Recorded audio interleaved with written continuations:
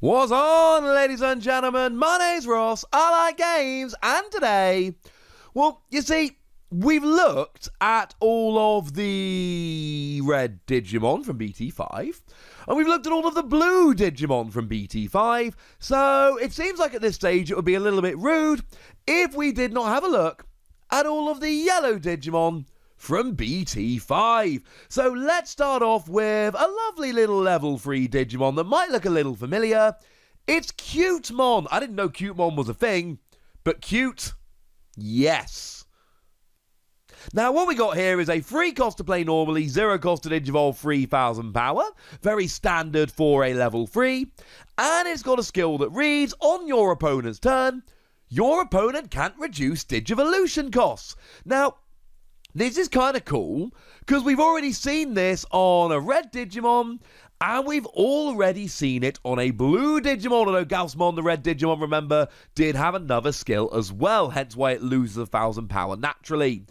And really, my analysis here is going to be very similar to my analysis of those cards. Against green decks with all of their Digisorption tricks and other things, Digisorption being where they rest one of their Digimon to reduce the evolution cost.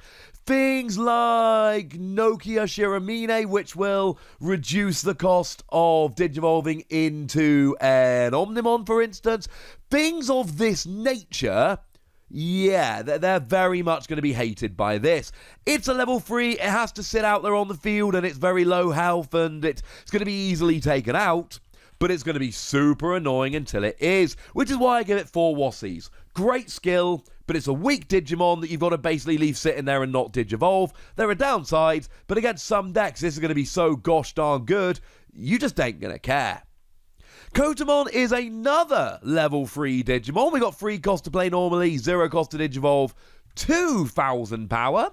And generally speaking, when you get lower power, it means the card designers think you've got a better skill here. Well, do you have a better skill? I should mention our translations from the lovely folks over at digimoncard.dev/Ensan Gaming. And when you play, you reveal 5 cards from the top of your deck and add up to 2 yellow Digimon with the Warrior or Holy Warrior in their types to your hand. Place the remaining cards at the bottom of your deck in any order. Cool. This is going to help, ladies and gentlemen. This is going to help you to get up and rolling. And of course, we've seen things like this already in BT5. This is a trick that we have already seen. By trick, I mean basically things to give buffs to these Warrior and Holy Warrior and all of that good stuff. So in terms, what you're really looking at here is, other than the ones in this particular set, you're looking at Kentarasmon, you're looking at Mistymon. Those are ones that got released for us back in Booster 1.0, plus all the ones in this set. So frankly, if you're playing those kind of decks, if you're playing the deck from all of the new cards in this particular set, yes, absolutely, this is awesome. It's a very kind of specific card. Like, if you're playing a regular yellow deck, this ain't making the cut. And there's not really any ifs, buts, or maybes, it's just not. But if you're playing a kind of yellow deck that revolves around these kind of Digimon, absolutely yes. It really does just depend what you're actually playing. The level 6 in this set, I should mention, is Crusadermon, that when you attack lets you play a level 3 yellow Digimon, or a yellow Digimon with Warrior in its type without paying. And on everybody's turns, this Digimon gets an extra 1000 for each of your Digimon. So if you've got lots of Digimon out, it will build up rather quickly indeed. So they're the kind of decks here, and it's really simple, right? If you're playing those kind of decks, this card is awesome. If you're not playing those kind of decks, this card is trash. There we go. Moving on, we've got ourselves another lovely level 3 Digimon. Yeah, that's right. There are 3 of them here. We need to take a little bit of a look at Renamon. Now here we got a 4 cost to play normally, 0 cost to Digivolve, 3000 power. Clearly it's an expensive card to play normally, so there's got to be a decent play skill. And there is a decent play skill. When you play this, give one of your opponent's Digimon security attack -1 until the end of your opponent's next turn. Now remember, when you're taking away security attacks, the default is security attack 1. So if there's no other multipliers, you bring it down to 0. They can attack you. Any attack skills will still fire, but they won't actually reveal any security cards. So if you're trying to slow your opponent down, this is just awesome. This can essentially force your opponent into attacking a resting Digimon, which they might do, or they might wait so they're not resting, because remember, when you attack you are suspended and then you can be attacked yourself. So this is a really good Digimon for slowing your opponent down. Are you going to be willing to pay 4 cost to play it normally? I am not sure you are. It's expensive, but if you want to slow your opponent down, this is a great option. Remember, of course, if you're Digivolving, this is just a 0 cost to Digivolve, same as basically every level 3. So there is a strong argument here that the play cost becomes irrelevant, but then again, you only get the skill if you play it normally. If you Digivolve it up, it's vanilla, so yeah. If you can afford to pay the 4 to play it normally, this is really fun. But I'm not sure I wouldn't rather have a cheaper Digimon with a nice inheritable skill. And for that, I am sorry. Now, there are a couple of other yellows we need to talk about, including Gladimon, which is kind of building up the whole knight thing that we're talking about. Gladimon here, in terms of your stats, we've got a 4 cost to play normally, 2 cost to Digivolve, 4,000 power, which for a level 4, it's about right. It's about what we would expect. It's fine. Kind of lower end, but that's all right. But it's got a really nice play skill whereby when you play, you look at your security stack. You may reveal 1 Digimon card with Warrior or Holy Warrior in its type from among them, add it to your hand, and if you do, recover 1. Although, please do remember, we're not really recovering here. Essentially, if you take a card out of your stack, you get to put a card into your stack to replace it. That's not quite the same. I mean, it's good, because essentially what it does is it gives you an extra card, which is lovely. But that's essentially all it does. Now, that's good, but I'm saying don't be confused. Don't be looking at the recovery here and being like, oh, I'm recovering. You're not really recovering. You're just not losing. Having said that, I love it, because obviously if we go back to a moment ago when we were looking at Kotamon here, Kotamon, when you play it, you can grab 2 Digimon with those types from the top 5 cards of your deck, and then when you play Gladimon, you can grab 1 out of your security stack, and this is going to make your deck a lot more consistent. Again, we are only looking at those kind of decks I told you about earlier. This is not going to fit as a utility Digimon into any yellow deck. That is not what it does. But if you're playing this specific kind of yellow deck, it is awesome. Now, this is a play skill, remember, not a Digivolve skill. So it means you're kind of hard casting your level 3 and hard casting your level 4. Like, sooner or later, you're going to need to, not hard cast something. For what it's worth, I've told you about the level 3, 4, and 6. There was a level 5 as well. It was Nightmon. When you play it, one of your opponent's Digimon loses 4,000 power for the turn, which I like. But again, we're talking about a play skill here, and you can't be hard casting everything. Firstly, hard casting takes more memory, and secondly, one of the great things about Digimon is Digivolving up lets you draw a card. So when you're hard casting, you're paying more memory and you're not drawing cards. So there's lots of cool play skills going on here. For Gladimon and Kotamon, it's not an issue because you're playing, but you're searching. I mean, Kotamon, you actually could be drawing 2 cards if you hit 2 of the right type Digimon, which is awesome. And Gladimon here, you should be drawing a card as well, as long as there is 1 in your security. The other really cool thing about Gladimon, of course, the first time you play one, you'll see what's in your security, except for then 1 random card.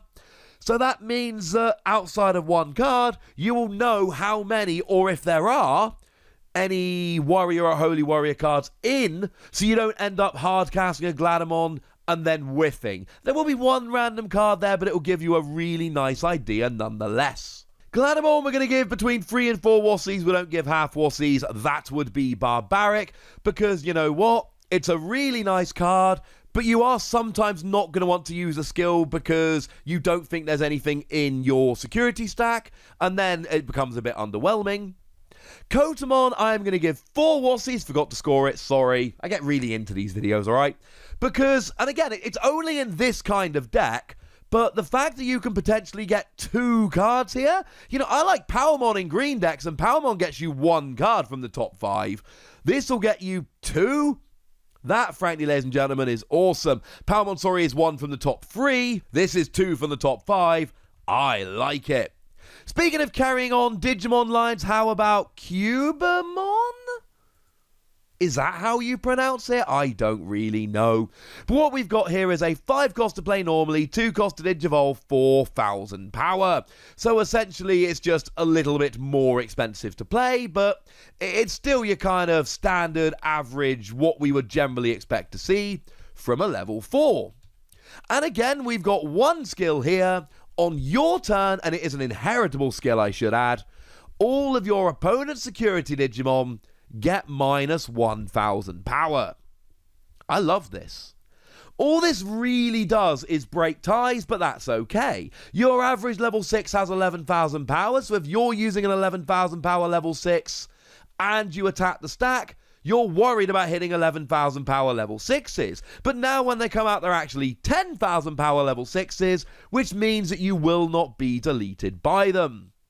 And of course, there's nothing to stop you playing a bunch of these and evolving multiple Digimon from them, and then essentially having your opponent's Digimon have, security Digimon, having 2, 3, 4,000 less power, as an example. And that's why I really like this. Essentially, when you're attacking the stack, you are going to be in a really nice position here to actually just go after your opponent's Digimon and survive. There are going to be times you got an 8,000 power level 5, you feel pretty good, but now because you're lowering by 1,000, you know you're going to be getting all those level 5s in your opponent's security. It stacks as well. This is another between 3 and 4 Wassie card. We don't give half Wassies. That would be barbaric. It's fine. It's cool. I'm worried it's slightly underwhelming compared to some of the other level 4s we could have, but the fact of the matter is here, you're still making it more likely to survive when you attack the security. That's a wonderful thing. Going back to it, I am going to go ahead and give the other one from this evolution line, whose name I've forgotten, but I won't for long wait. It is Renamon? Was that what it's called? Yeah, I'm giving that one 3 Wassies. Because as much as I like the skill and I think it's a good skill, I don't think I'm going to often be paying for memory to hard cast it. So I'm sorry, I'm knocking it down a little bit. You have my apologies.